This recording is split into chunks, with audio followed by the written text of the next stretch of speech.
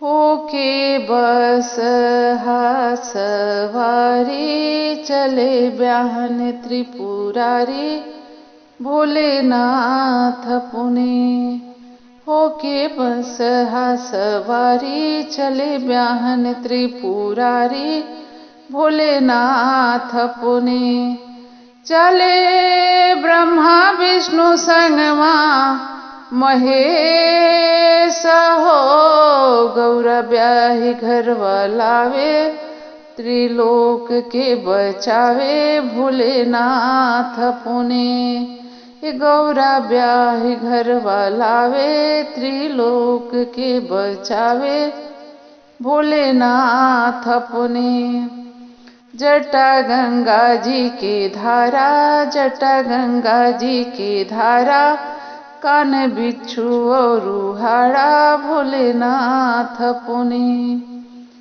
चले फूल बरसावत सब देवा हो, हिमालय की नगरिया मैना रानी के दुवरिया भोलेनाथ पुने।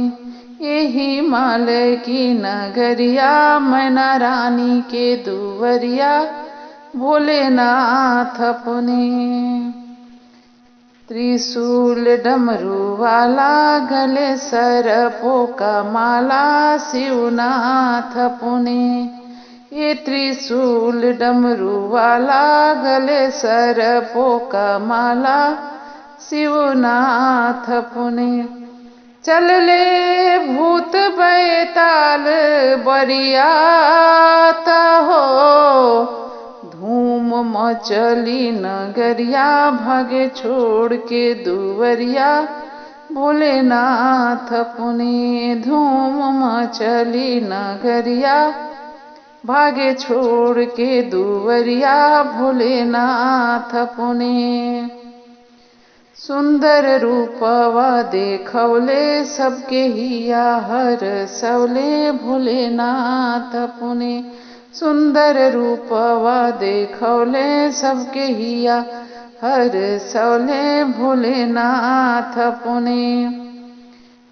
कैले राजा हिमालय कन्यादान हो, गौरा ब्याही लेके आवे संसार के बचावे भोलेनाथ पुने।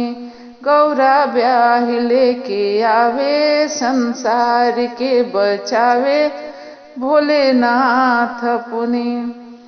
बसी गैले शिव जाके कैलास हो, भोलाय वो घड़ दानी, भोलाय वो घड़ दानी, इत जाने दुनिया सारी सरकार पुने।